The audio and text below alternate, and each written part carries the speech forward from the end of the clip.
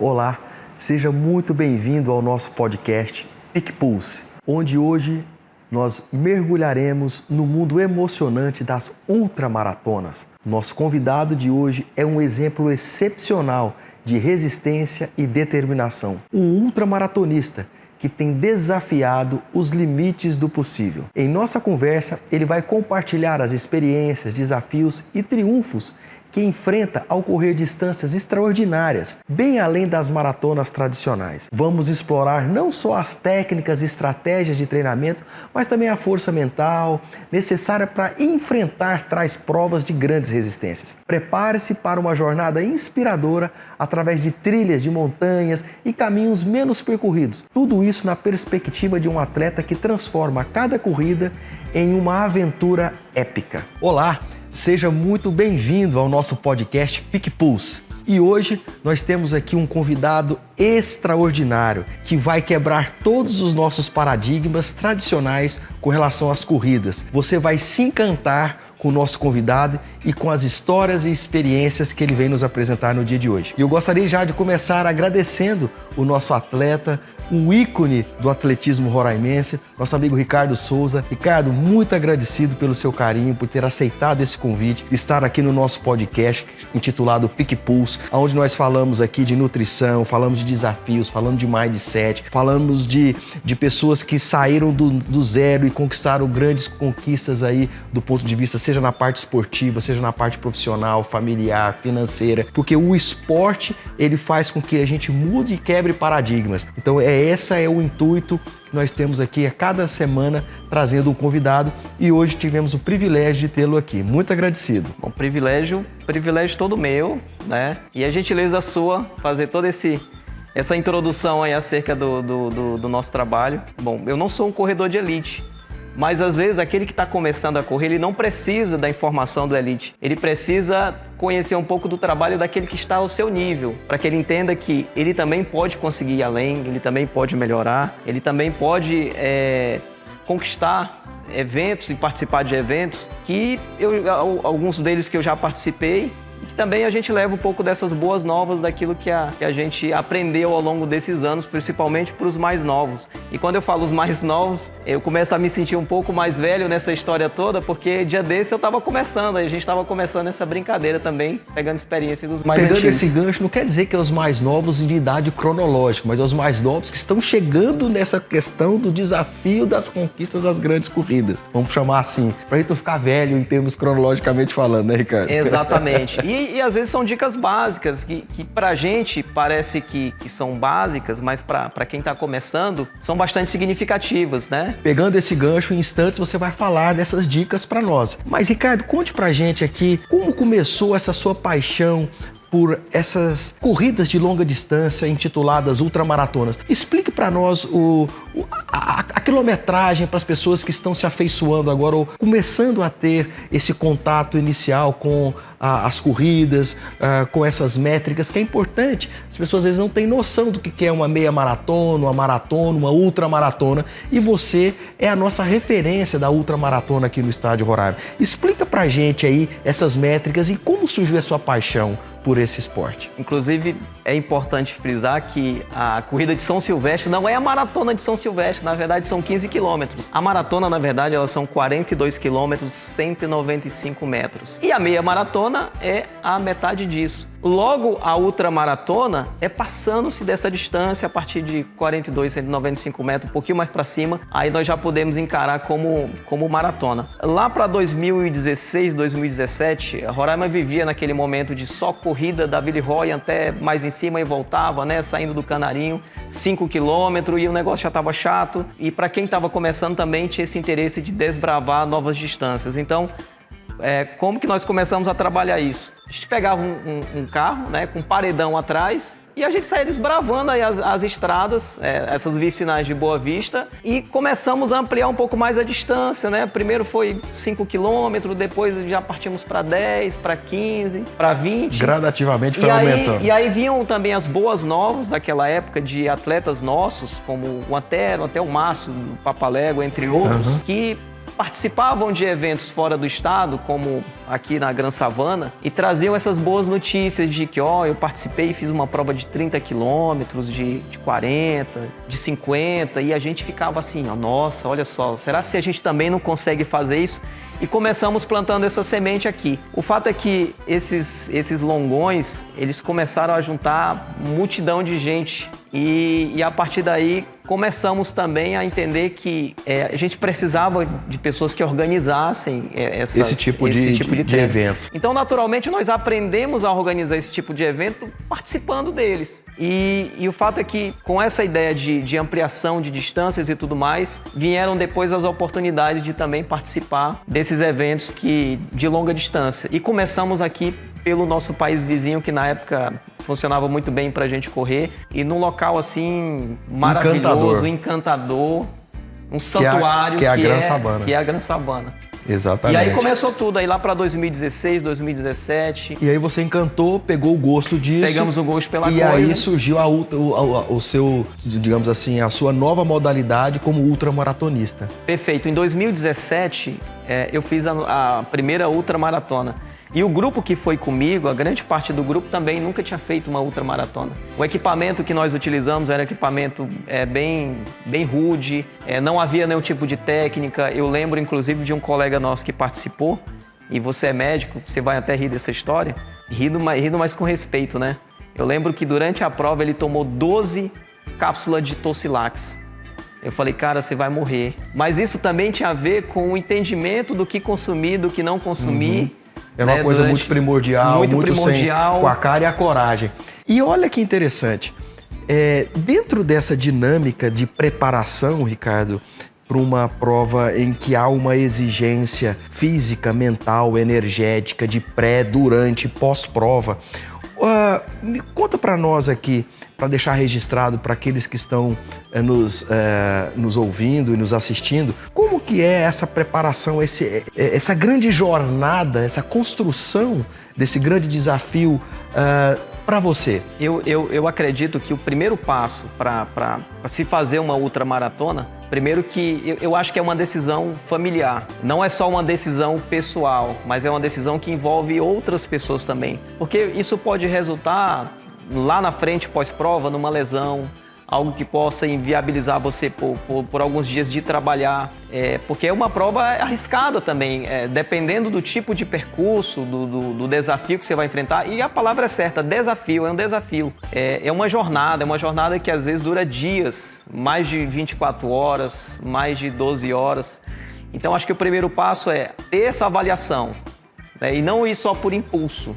E correr atrás da experiência. Essa experiência ela vem primeiro com uma carga um pouco maior de treinos, né, e às vezes é bastante solitário também. Você convida o colega para fazer um treino, ele não quer fazer mais do que 5 e você precisa ter, às vezes, um treinamento com uma distância maior, um tempo maior de exposição, né? Então, acho que começa por aí, começa por esse projeto familiar de deixar todo mundo ciente disso, de ter o apoio das pessoas que estão próximas e a partir dali é começar um treinamento. E dentro desse treinamento aí que vem uma série de outros itens essenciais para... Nutricionista, a questão de uma construção de uma pessoa mais experiente para as planilhas, né, de corrida, a questão da parte mental, que eu acho que também você vai falar um pouquinho sobre isso aí durante a prova propriamente dita, mas isso vai ser uma construção que já vem antes do próprio desafio.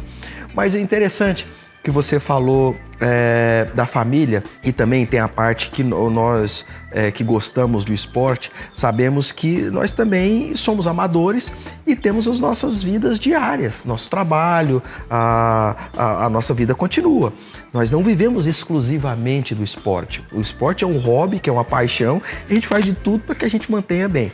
Mas como que você consegue levar os treinos exaustivos, a questão da nutrição, o seu sono e a sua atividade laboral? Como é que você faz isso? Você consegue? Você tem dias que você falha os seus treinos e compensa finais de semana? Como é que é para aquela pessoa que está querendo entender como é que ele faz tantas distâncias e tem que treinar, mas ele trabalha. E como é que fica a família? E como é que fica a parte social? Conte um pouquinho como é que é essa preparação ainda para a gente entrar na prova propriamente dita em instantes. Eu acho que primeiro a gente tem que definir prioridades. É prioridade para você acordar às 4 horas da manhã para fazer um treino? Para muita gente, não. Mas ao longo desse tempo, nós nos habituamos a isso. E claro, nos relacionamentos também. Pensa só que de um sábado para domingo, sua esposa, sua companheira, ela tá querendo dar uma voltinha, né? Curtir uma festa, ir no cinema, tomar uma cervejinha. E aí você tem um treino no dia seguinte. Então tem que buscar um meio termo de maneira que também a corrida ela não seja um desgaste pro teu relacionamento, pra tua vida pessoal. Seu trabalho. Seu trabalho, porque o treinamento exaustivo também ele estressa a musculatura,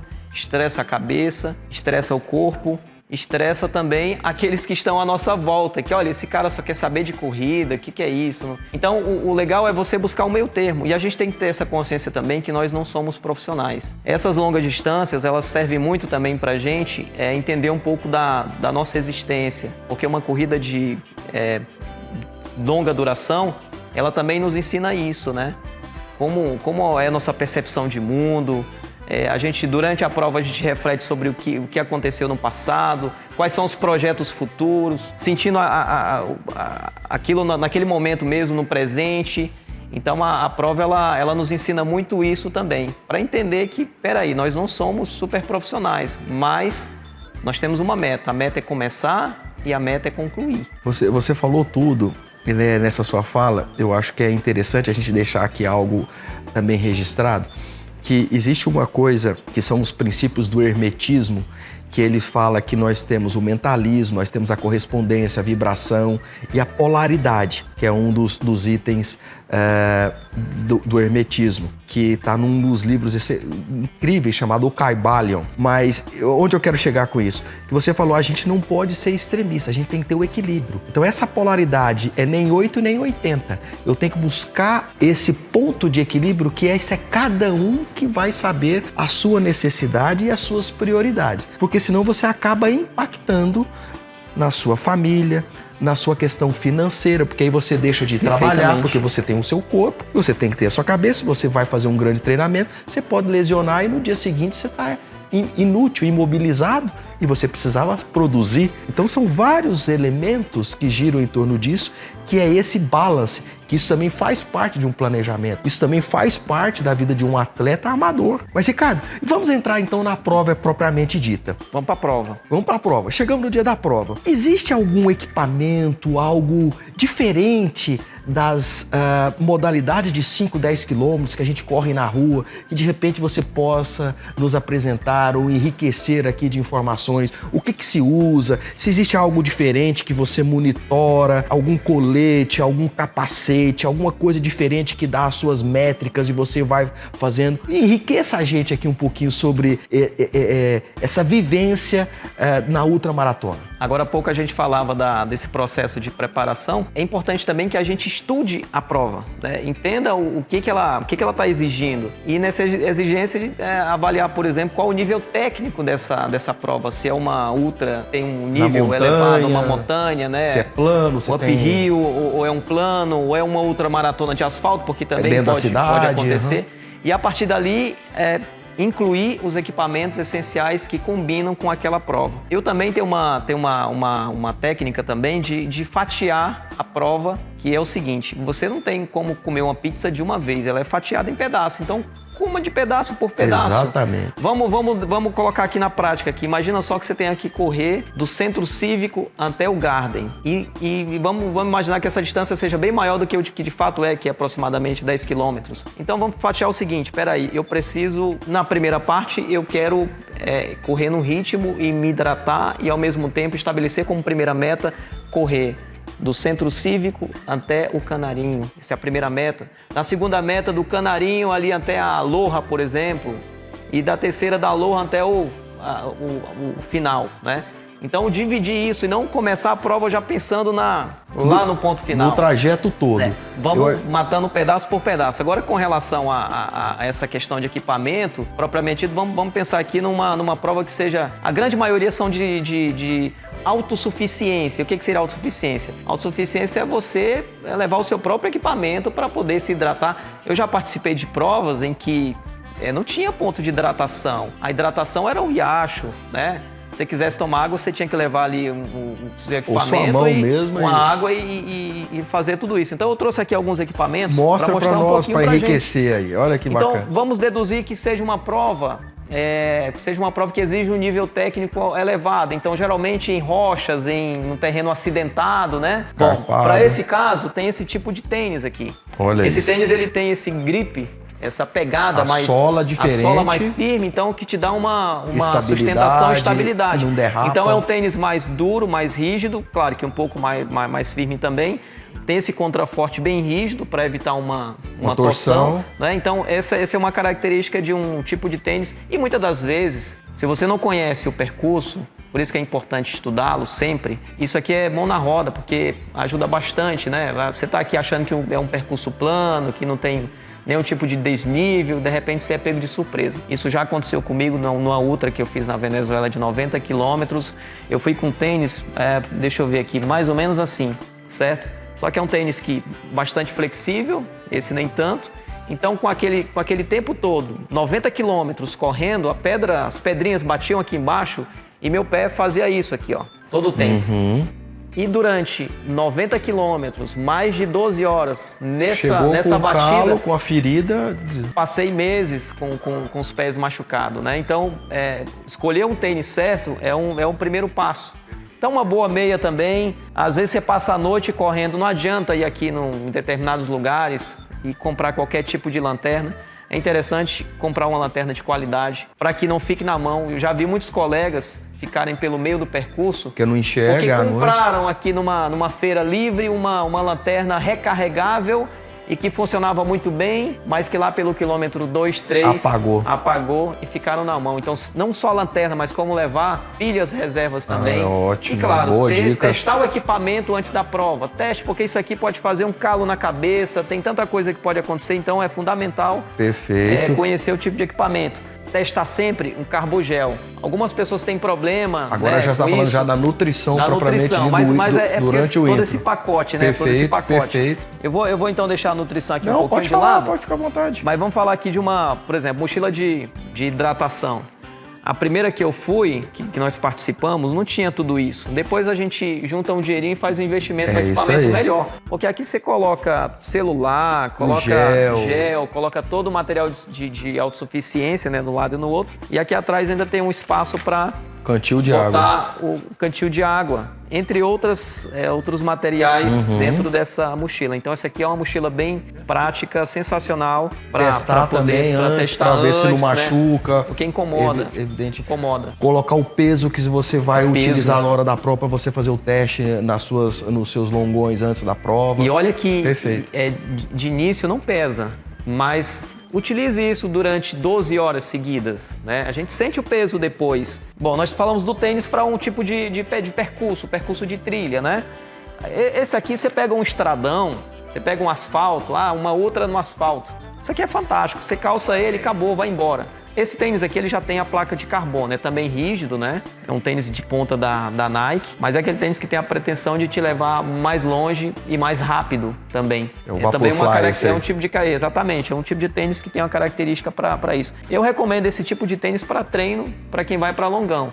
Porque é um tênis que tem... Mas não necessariamente pro dia da prova, se for de um terreno escarpado. Isso. Né? Porque esse tipo de tênis? Esse tipo de tênis, eu diria que ele é bastante versátil. Pode ver que ele tem um pequeno grip, né?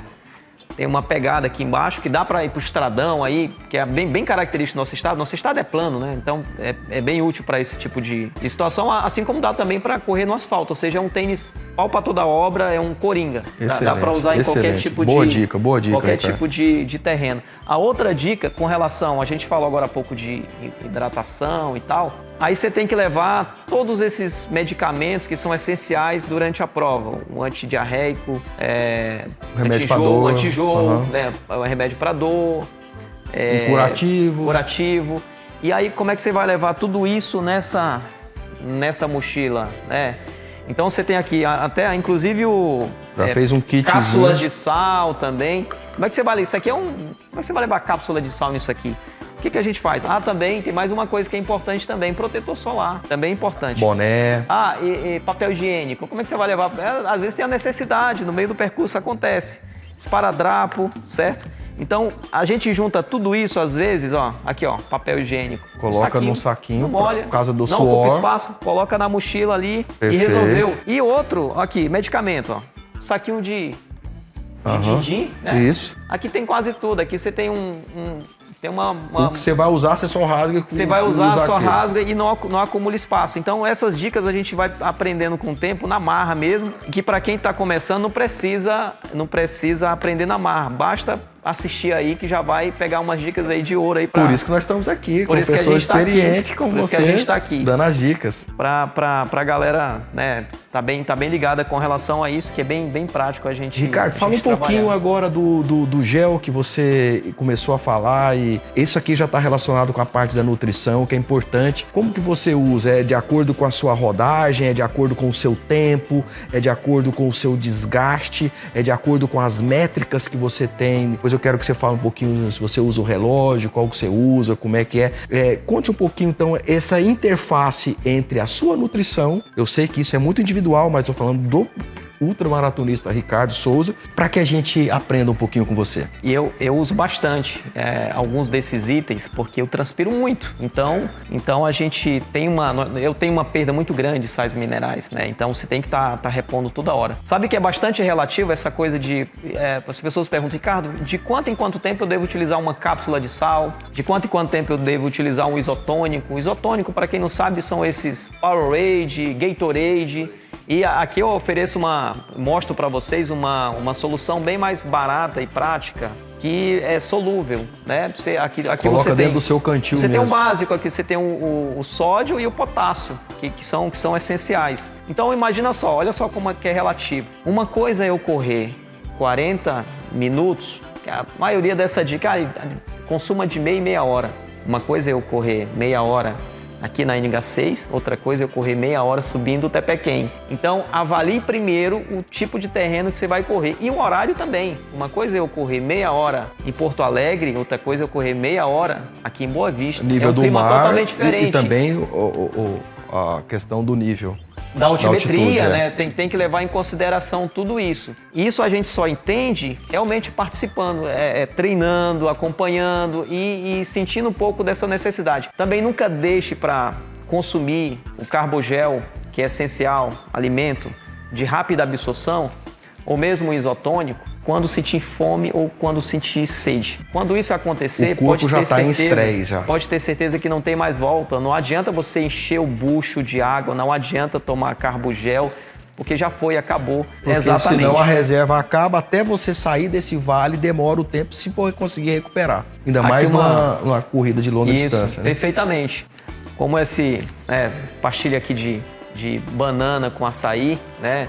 Isso também são itens que eu acho que você utiliza. Que é importante o atleta primeiro testar, né, até para verificar se não vai ter nenhum tipo de problema durante essa ingestão e depois consumir de fato durante a prova. Se você fez a sua prova direitinho no treino, pode ter certeza que funcionou. Tem gente que acha, poxa, eu tomei e não senti mais energia, mas você sentiu menos energia? Não, então funcionou, então deu certo. Também, né? E não causou nenhum desarranjo. Não causou nenhum desarranjo. Pronto, então esse é o ideal para você. Esse é o ideal, porque carbogel... Às vezes o que é bom para você não é bom para mim, não é bom para outra pessoa. E é importante também sempre avaliar, no caso do carbogel e esses itens, as suas propriedades. Então, nesse aqui, por exemplo, da Z2, que é uma marca muito famosa e conhecida, você tem aqui 25 gramas de carboidrato. Você tem aqui 250 miligramas de taurina. Você tem sódio, 150 miligramas. E você tem BCA 1 grama. Então, quem tem algum tipo de arritmia, tem que tomar muito cuidado. É sempre importante fazer uma bateria de exames, você sabe muito bem disso. Exatamente isso que você está falando, porque às vezes os componentes que você acabou de citar é bom para você e não é bom para outro. É bom bater nessa tecla. Porque se você tem qualquer tipo de adversidade de saúde, primeiro que você não vai já se desafiar numa grande corrida como essa. E os próprios géis, porque tem gel que não tem taurina, tem gel que não tem o BCA, então só é carboidrato puro, que é mais ou menos um sachêzinho, o equivalente, entre aspas, a um pão francês, né? Mas já é de fácil absorção e você precisa dessa caloria de imediato. Então, repito, tem uns determinados géis que são bons para uns e não necessariamente bons para outros. Então, quem vai fazer isso? Quem que vai te orientar? Às vezes o seu próprio nutricionista ou você mesmo testando de acordo com a sua necessidade e com a sua prova. Falando de mim, né? Eu não consumiria um carbogel como esse, com essa quantidade de taurina ou até cafeína, no início da prova. Porque é aquilo que você está com batimento, né? Você está lá em cima, não, você está 100%. E o seu corpo não já não tem um desgaste ainda não tem um desgaste. Não tem então desgaste. você está colocando uma bomba desnecessária no momento. Por isso que é importante a orientação. O Ricardo, e nos conte uma coisa. A gente está falando aqui dos seus aprendizados, dos seus ajustes, falando do tênis, que depois você teve um dissabor e depois mudou para outro, etc. E já houve algum momento em que você foi se desafiar, especialmente numa ultramaratona, e não deu certo, e não foi legal, e você teve que parar? E lógico, isso também te trouxe grandes ensinamentos, evidentemente. Para você chegar ao nível que você é hoje, de atleta e de referência no nosso estado, foi uma grande conquista. Mas poucas pessoas falam dos seus dissabores, né? Mas conte para nós quando que aconteceu, como que foi, para ficar registrado isso aqui também. Sabe que às vezes eu comento mais daquilo que deu errado do que daquilo que deu certo. Isso é porque você é humilde, né? Poucos têm essa qualidade, é verdade. Porque foi marcante, porque foram falhas que eu não quero ver o colega, o amigo, o atleta que está começando também passar pelos mesmos, cometer os mesmos erros. E um dele, às vezes, tem a ver com a prepotência, né? Com você subestimar o evento, o percurso, o terreno. Às vezes você está numa fase de treinamento e você está tão bem que você diz para você mesmo, cara, eu vou chegar lá e vou meter um pace top. Vou para ser 0,1, vou ficar entre os primeiros ali. E aí você começa a enfrentar o terreno, não conhece o terreno direito, porque você subestimou e lá na frente você quebra. E aí eu vou citar um caso de fracasso, mas que para mim é sucesso. Por que sucesso? Porque eu tenho uma história para contar para os outros também. Numa ultramaratona, no Tepequém, e eu vinha de uma semana antes, 2 semanas, eu tinha feito aqui a Blue Run, né? Fez um ótimo tempo, então eu cheguei lá, nossa, voando, falei, não, vai dar tudo certo. Há pouco tempo eu tinha feito a maratona de Buenos Aires em 3 horas e 2 minutos, então eu tava numa fase assim, né? Nossa, tô muito bem, pace ali de 3,17, 3,18. Eu tô um guepardo. Nossa, eu tava me sentindo demais. E daí fui pro Tepequém, perfeito e tal, vamos correr essa ultramaratona. Quantos quilômetros lá? Eram 50. Levei pouca água, então o primeiro erro foi esse, levei uma quantidade pequena de hidratação. Segundo, subestimei o terreno, olhei para o terreno e disse, cara, eu estou muito bem, então pode ficar tranquilo que eu vou me sair bem. Fiz os 15 primeiros quilômetros ali no pelotão de frente, com os 3 primeiros, então estava ali no primeiro grupo. Quando nós chegamos no pé da subida pro platô, e eu não conhecia o platô, aí o segundo erro, não ter conhecimento do terreno, não avaliar a altimetria, não pegar a experiência de outras pessoas acerca do terreno. Tinha um ponto de hidratação e eu não abasteci a mochila, não abasteci nada, então fui seco de água. Falei, não, isso só são 2 quilômetros, vou subir, vou descer, acabou, 4 quilômetros. A gente corre 4 quilômetros sem tomar água aqui no plano, tranquilo, só que a altimetria é diferente. Então, quando subi 1,5 km, já chegando no platô, senti a primeira pontada de cãibra na perna. Quando fiz a curva, senti a segunda. E aí, a partir dali, eu entendi. A corrida acabou para mim. Aquele foi um momento de decepção. E eu vinha descendo entre os primeiros ainda, mas avisando para todo mundo que estava subindo, que vinha aplaudindo. Vai, Ricardo, parabéns, tu tá bem, tá entre os primeiros. E eu falava, olha, infelizmente, para mim já deu, acabou. Eu tô descendo mesmo só para descer. E de fato, aqueles que passaram por mim aplaudindo, logo depois, mais na frente, passaram na minha frente e tal, e seguiram. E eu concluí 30 quilômetros, cheguei no local, né, finalizei os 30 quilômetros, senti que estava bem desidratado, então passei um bom tempo ali sentindo alguns problemas. E isso para mim foi um aprendizado de não subestimar, de entender, aprender a entender, a respeitar o corpo, porque eu também poderia seguir, fazer o restante do percurso, mesmo sentindo dores. E os ultramaratonistas têm muito isso. É uma prova de resistência, de superação, de enfrentar as dores. Mas você tem que reconhecer e baixar a bola quando o negócio não vai dar certo. Então isso também é uma dica importante de reconhecer. O seu limite chegou, você respeitou o seu corpo, porque poderia causar um outro dano maior, que poderia te dar outras frustrações no futuro de não estar participando de mais nenhuma prova, né? De romper um ligamento. A gente, é só uma cãibrazinha. Mas às vezes houve outros desgastes que a gente não faz nem ideia. E você, desse grande dissabor, teve uma grande lição. Mas desse dissabor, nós tivemos muitos sucessos. E você também teve grandes vitórias, grandes troféus aí, grandes conquistas. Conte pra nós, mostra aqui o que você trouxe aí para compartilhar, porque isso é uma maneira que as pessoas têm de inspirar. Você sabe que eu não tenho assim muitos troféus de longas distâncias, até porque eu não participei de muitas. Você tem a corrida de longa distância, como eu falei no início, é um projeto você tem que pensar muito. Às vezes você passa o ano todo lesionado. E uma dessas provas, que foi a mais longa que eu fiz, de 100 km, um projeto do Coronel Antero, foi logo depois da pandemia, todo mundo ali acima do peso, e então eu fui com muita cautela. E a cautela também é uma dica muito sábio. É algo sábio, e é o que eu passo também muito para os colegas acerca disso, né? E lá eu fiquei entre os 5 melhores, não tinha essa perspectiva de ficar entre os 5 melhores. Estava sentindo uma leve lesão no pé, o início de uma fascite. Lá pelo quilômetro 25, decidi parar, sentar, avaliar, fiz uma massagem no pé, levantei e continuei. E eu não sei o que aconteceu, essa dor ela diminuiu. Depois eu tive algumas bolhas no decorrer do percurso, né? Amarrei com esparadrapo o pé e continuei. E finalizei a prova muito bem. E aquilo, eu devo isso a ir com a cautela, né? Com cautela. E também ao fato de que, respeitando também a questão das necessidades, né? E ter uma cabeça muito boa para poder enfrentar isso. Então, nessa prova eu consegui um pódio e fiquei muito feliz com isso. E foi muito significativo. Agora, uma prova que me marca muito... Mostra para nós.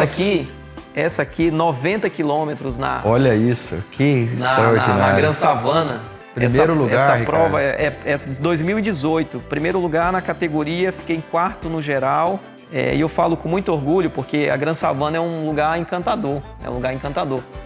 E o que acontece? Essa prova também ela é sacana porque você dava um balão de 30 quilômetros e passava novamente pela chegada. Para continuar. Isso era para que para o organizador era uma maneira de fazer com que você desistisse da prova, né, de certa forma. Então você tinha um ponto de corte, mas muitos, quando passaram pela chegada, já passaram muito desgastados. E já ficava por ali. Já ficava. Uhum. E eu tinha decidido ficar. Decidi ficar. Então cheguei, tinha umas 3 colegas, isso era umas 3 horas da manhã, que a gente corre na madrugada, e falei para elas, olha, não aguento mais e minhas pernas estão doendo pra caramba, vamos desistir. Não, Ricardo, não faz isso. Poxa, você já fez 30 quilômetros. Falei, pois é, agora que eu fiz 30, ainda faltam 60. E já tô morto. Como é que dá? Não dá. Então eu falei, não, parei, vou parar. Aí segui em direção à pousada. Fui caminhando 1 metro, 2 metros, 10 metros na frente. Eu pensei, poxa, será que eu não tô aqui com birra? Vai que, vamos continuar. Voltei e segui caminhando. E desse caminhar, comecei a trotar. E desse trotar, comecei a correr. E dessa corrida, fui passando gente. Inclusive, alguns que tinham passado por mim, né? Desistiram da prova. Atletas muito melhores, inclusive, mas que na hora o psicológico não funcionou. Nós temos alguns gatilhos que eu acho que é importante para todo atleta, seja na nossa vida pessoal, profissional. Tem uma frase que eu acho que eu não vou falar ela certinha aqui, mas é um mantra, aquilo que você... Um dado momento que a energia não via, eu olhava para o lado, via aquelas serras muito longes, né? Não tinha noção de para onde ir, se estava perto ou longe a chegada. Mas ainda que eu andasse sobre o vale da sombra da morte, não temereis mal algum, porque o Senhor está comigo. E isso dava uma energia assim, absurda, muito melhor do que isotônico, do que carbogel, do que qualquer outra coisa. Está entrando em contato direto com a espiritualidade. E eu acredito muito, muito que a ultramaratona é o maior ensinamento que eu tenho. É uma das formas que você mais se aproxima do que é divino. Porque é o momento que você está mais frágil, é o momento que você mais precisa de ajuda. E é nesse momento que você começa a refletir sobre as pessoas que importam na sua vida. É você entender que você começou um projeto lá atrás, às vezes sozinho, mas que lá na chegada tem uma galera te esperando, tua família está te esperando, tua namorada, teus amigos. Então isso faz uma diferença muito grande para você chegar no final com o troféu ou não, se sentir um campeão. Então principalmente por esse motivo, é que eu levo essa boa nova de sempre na vida, uma vez ou outra, fazer uma maratona com cautela. Mas que ela ensina muito pra gente, muito. Essa história, eu vi aqui os seus olhos ficarem mais brilhantes ainda, porque com certeza te traz muitas mensagens positivas e muito entusiasmo, aonde você puxou todas as suas forças interiores para chegar ao ponto que você chegou e ainda em primeiro lugar. Me fez lembrar uma frase de Emil Zatopek, que é um dos grandes maratonistas que o mundo já teve. Se você quer experienciar como é que é uma corrida, corra uma corrida de 5, 10 quilômetros. Agora, se você quer mudar a sua perspectiva de vida e entender como é que é uma vida, faça uma maratona. E nós estamos aqui diante de um ultramaratonista, ou seja, ele não era ultramaratonista, ele era maratonista. Então eu não faço ideia do que é ser um ultramaratonista, mas eu tenho um grande respeito e uma grande admiração, porque nós que fazemos maratonas, a gente sabe que isso mexe profundamente conosco, porque você disse uma coisa que nós que estamos ali na solidão dos treinos, das madrugadas, das fragilidades que são inerentes de todo o processo, nos faz e nos torna mais sensíveis. E essa sensibilidade, ao meu entendimento, nos aproxima do todo. E quando nós aproximamos do todo, a gente se reverencia, sente-se bem pequeno e aí sim a gente começa a entender essa grandiosidade. É entrar em fluxo, é no flow que as pessoas falam, que é uma outra parte da psicologia positivista e da psicologia do esporte, onde os grandes atletas, eles entram nesse estágio, que são os surfistas de grandes ondas, os grandes skatistas, os alpinistas solo, que não tem nenhuma proteção, escalam as grandes montanhas, por exemplo, da Califórnia,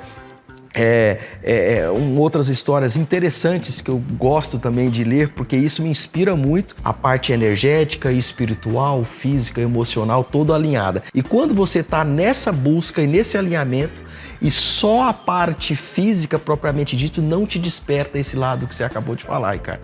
Então, eu também me solidarizo e concordo ipsis verbis com o que você falou. E esse é o estado de flow que só quem experiencia quer experienciar de novo. Eu acho que é por isso que a gente se desafia constantemente. E não tem explicação. E você mesmo falou, eu não sei de onde que eu tirei minha força, mas eu tenho o meu mantra. E ali você fez a conexão com o divino. E ali você se alinhou e você chegou. E isso, o esporte de endurance nos faz com mais facilidade entrar nesse grau de fluxo. Quero já deixar aqui registrado para você que nos acompanha a nossa pílula da sabedoria agora do Peak Pulse, que nós vamos falar de empoderamento. E tudo isso aqui seja um empoderamento de si mesmo, empoderamento para contagiar novas pessoas. Então são aquelas palavras que nós estamos soltando aqui ao longo dessa construção do nosso podcast. E hoje a palavra de sabedoria é empoderamento. Ricardo, fale mais um pouquinho se você tem alguma coisa ainda para construir aqui nessa... Nós estamos falando da corrida. Da corrida. E depois, se você não tiver, eu já quero deixar lançado aqui então a nossa próxima pergunta. Você hoje é líder de um grande grupo, talvez um dos maiores grupos, depois me corrija, eu tenho certeza que é o maior grupo em termos de adeptos à corrida aqui do estado de Roraima, e você é o grande líder, o grande capitão desse grande time. Você, por ser esse líder, essa grande inspiração para todos, também tem uma grande sobrecarga de mostrar o seu trabalho, de inspirar essas pessoas. Como é que é você coordenar eu não sei, talvez aí já 2 centenas de pessoas, talvez, ou 3 centenas de pessoas já estão nesse grupo.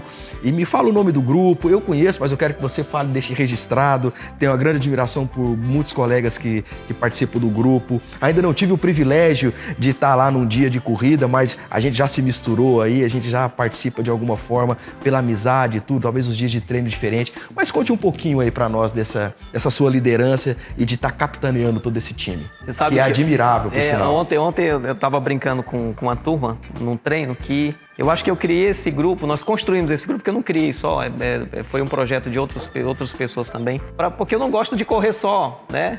E até corro só, mas a gente gosta de estar no meio dessa resenha. O nosso grupo ele tem uma característica muito marcante, assim, a gente se diverte bastante. A gente se diverte, mas a gente treina também. E nós temos uma variedade muito grande de personalidades, né? Nós agregamos muita gente. Nós não temos essa distinção de orientação sexual, de religião, de cor, de raça, enfim, de credo. Recentemente nós tivemos a felicidade de... Não é que nós recebemos, nós fomos recebidos por eles. Os PCDs, principalmente deficientes visuais, nós temos também cadeirantes. Que maravilha. E essas pessoas têm ensinado bastante pra gente. E isso tem feito com que o grupo tenha crescido dia a dia. Hoje nós temos pouco mais de 600 atletas só no grupo de WhatsApp. Olha isso. Fora os familiares também. Entre outros que são de outros municípios, outros estados também, que gostaram dessa vibe do jeito como o grupo se comporta, né? E tem seguido junto. É um projeto que começou lá em 2016 para 2017. E para manter a galera motivada, eu sei que eu também tenho que estar motivado. Exatamente, porque, é o exemplo. Se as suas lideranças, isso vale para qualquer grupo, não estiver bem, adoece, o grupo também adoece junto. Mas nós temos também várias bases, e as nossas bases não são só de quem corre, as nossas bases são de pessoas que estão ali ajudando a montar uma mesa, são pessoas que estão ali aplaudindo também, que são essenciais. É uma mãe que aceita que o filho saia para treinar no horário de madrugada. É um colega que ajuda a pagar a inscrição de alguém que não tem dinheiro para fazer a inscrição. Hoje mesmo, nesse momento, nós estamos trabalhando uma campanha de arrecadação para comprar uma maca para uma massoterapeuta nossa que disse que fez um curso e tal, ela é PCD.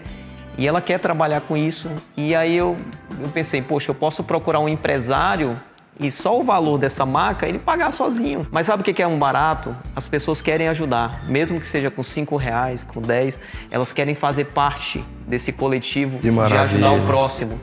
Semana passada fiz um treino ali nas margens do Caranã e verifiquei que tinha muito lixo. Vidro, o que demonstra que é uma falta de consciência. Fazer uma limpeza no local vai resolver o problema? Talvez não, mas que pelo menos a gente sirva como exemplo para os nossos filhos de que aquilo é errado e o que nós estamos fazendo é o certo, de cuidar, de manter. Então, na próxima semana, a nossa meta é fazer um treino na beira do rio e depois fazer uma limpeza do local. E assim a gente vai seguindo com diversas ações durante o ano, ou seja, nunca é só corrida. É muita coisa envolvida. Escutando isso que você está falando, então, além do grupo ter a questão da sociabilidade e dos desafios pessoais, também tem um cunho de preocupação social e também de autoajuda. Né? Você mesmo falou, essa irmandade, essa construção virou uma família e essa própria família, que você não falou o nome, do Jabuti do Lavrado. Perdão, gente, né? Jabuti do Lavrado, que é um ícone, que é um dos grandes grupos aqui, um dos pioneiros da parte dessa coesão e que foi a partir daí que pulverizaram outros grupos. Sim, isso é muito legal, mas eles são, digamos assim, a pedra angular de onde saíram depois outros grupos. Ricardo, queria te parabenizar por essa liderança, por essa grande conquista e ser referência, não só do ponto de vista da parte esportiva, mas acima de tudo da parte social que vocês arrecadam. Eu sei que arrecadam fraldas, como você tem muitas outras histórias, mas é que eu sei, mas eu estou só relembrando ele.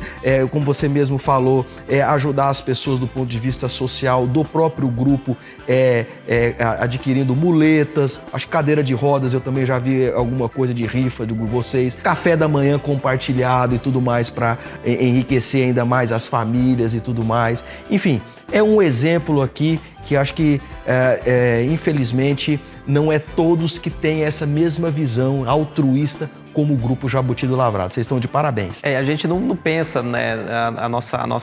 Nosso pensamento nunca é ser o maior, porque isso é consequência. Nós tivemos a felicidade de, por 2 anos seguidos, vencer a 9 de julho como maior equipe, mas nós estamos como maior. Amanhã não, depois de amanhã não, vem outra equipe. Nós temos outras equipes grandes, bem organizadas, que estão evoluindo, que também estão fazendo um ótimo trabalho com seus pares, com seus atletas. Né? E o importante é isso, a gente pensar, mesmo que cada um tenha uma característica diferente, e a gente tem que respeitar essas diferenças. Atletas da Esperança, uma equipe da igreja, equipe maravilhosa, que tem várias ações, vários projetos sociais. Você tem um Pé no Asfalto, que o Raimundo toca, com mais uma equipe também, que é um grupo sensacional. O Papa Léguas, da doutora Simone também, Pés de Vento, que é uma equipe maravilhosa. Superação, o nome já diz, Superação. Team Runners, que é uma equipe que está bombando aí, uma equipe grande pra caramba, né? Inclusive maior do que a nossa em vários eventos tem demonstrado isso. Mas eu acho que a pegada é, às vezes, esquecer essa história de que é maior ou melhor. Pensar que se nós somos ou não melhores para os nossos atletas, para quem está ali dentro. É isso que a gente se sente, a nossa motivação por continuar. Casos como um atleta dizer que, poxa, eu superei um problema de depressão depois que eu entrei no grupo, porque aqui eu comecei a me sentir útil. Né?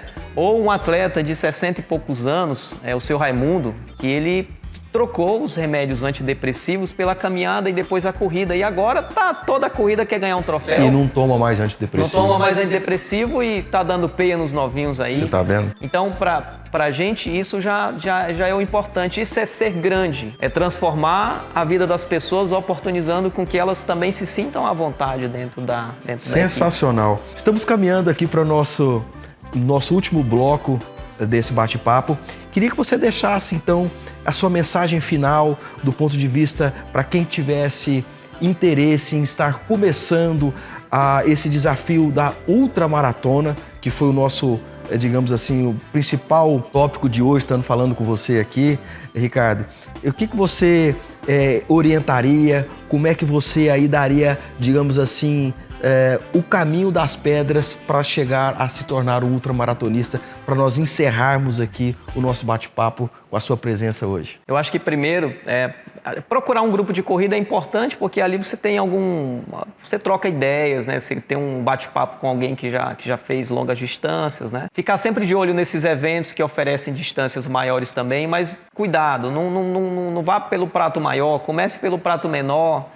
Aprenda um pouco isso, entenda um pouco mais, para depois ir avançando gradativamente. Tendo paciência, por uma questão de tempo, eu tenho aí 4 ultras nas costas, 5 ou 6 maratonas também, feitas não só aqui em Roraima, mas enfim, aliás, em Roraima nem tem uma maratona ainda oficializada, né?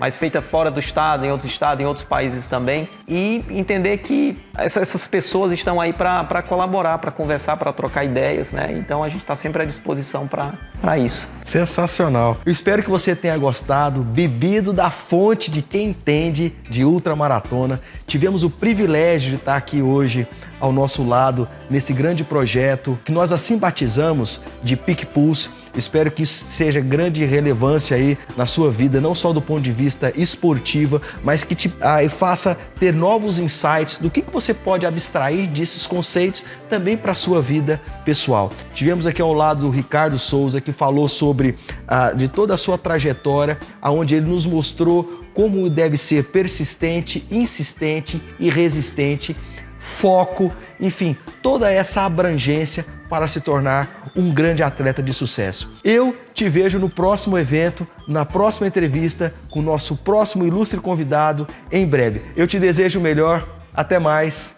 Tchau. À medida que chegamos ao fim desse episódio empolgante, quero expressar minha profunda gratidão ao nosso convidado ultramaratonista por compartilhar sua jornada inspiradora e as lições aprendidas ao enfrentar os desafios extremos do esporte. Suas histórias de resistência, superação e paixão pela ultramaratona certamente inspiraram todos nós. Para os nossos ouvintes, nós esperamos que essa conversa tenha acendido uma faísca de inspiração para perseguir seus próprios desafios, seja na corrida ou em qualquer outra paixão que você tenha. Lembre-se, A força, a determinação vem de dentro. Obrigado por se juntarem a nós hoje e nos encontraremos novamente no nosso próximo episódio, com mais histórias fascinantes e pessoas extraordinárias. Até lá, continue correndo, explorando e ultrapassando os seus limites. Eu te desejo o melhor. Tchau!